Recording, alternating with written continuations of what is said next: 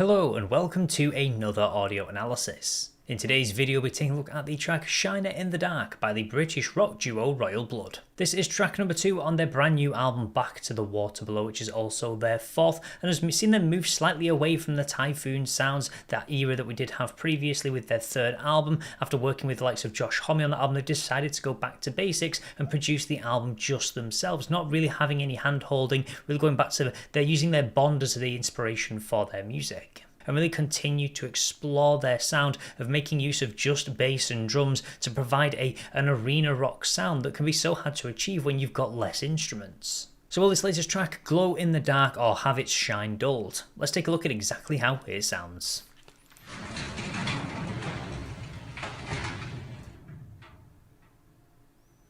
Man made of stone.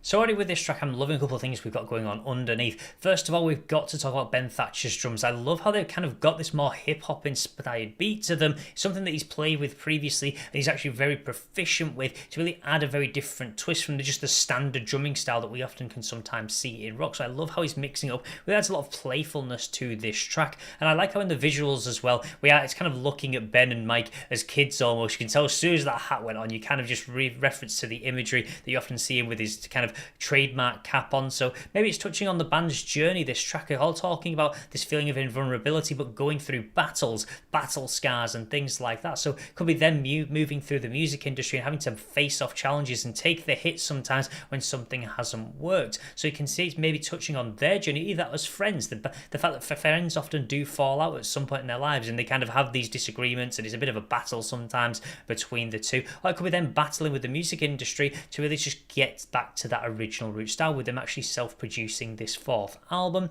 It could also touch to a wider aspect as well on this idea of everybody's not invulnerable. You can try and be with these golden bones, this bulletproof soul, don't mind the bruises, so you can still be kind of affected physically, and also touching a little bit as well emotionally. Got buried wounds and battle scars, the fact that you don't always wear them visibly as well, so you can really see them kind of mixing in this idea of this kind of physical and emotional harm that you can come to even though you try and deny it. So again, hiding these feelings is something that the album seems to really explore, the ideas of pressure, kind of almost not so much abuse but certainly like physical and emotional harm and a variety of other things that are really being built in, and it's something they really seem to want to focus on. And I also really love this swooping bass sound that we have got really coming in from Mike. It allows him to really come in with these swooning, crooning vocals, these oohs that he seems to really act like waves as they rise up and down, to really add a much more sing-along kind of melody to this track as well.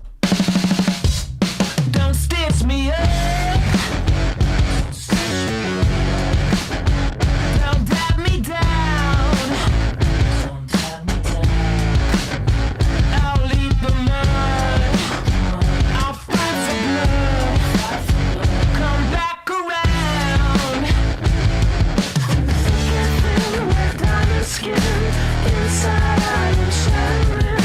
Helping hands walk down the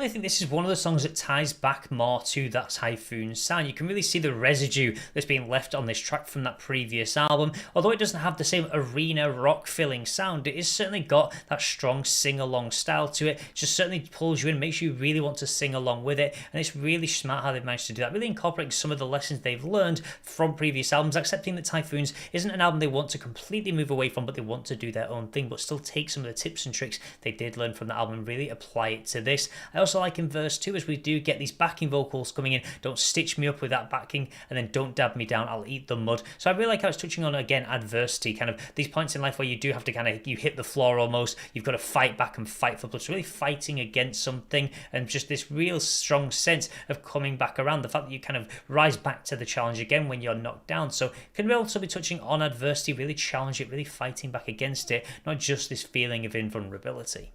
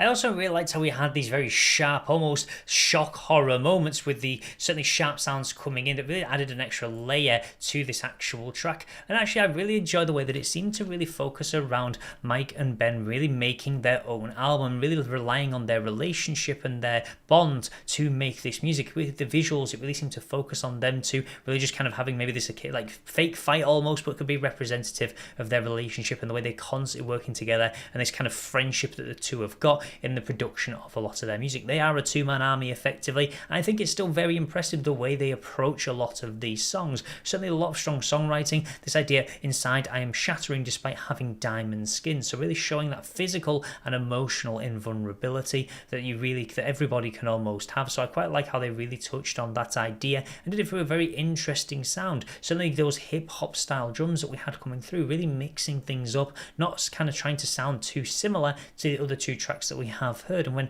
you've only got two instruments, it can be a bit more difficult, but I love the way that we also have this swooning bass really coming in, just the constant bruises and kind of extended notes that really again add to this more melodic sound they seem to have gone through with this track, really having that ability to maybe get a crowd on board despite not having the larger than life sounds that we're used to seeing from the band previously. So that'll be everything for today's video, but as always, feel free to let me know your thoughts about this track in the comments section below, or let me know your favourite track from Back to the Water Below if you have had a chance to hear it already. I would love to know your thoughts. Also, if you'd like to see more content like this, then please do feel free to subscribe, and I will see you in the next Audio Analysis.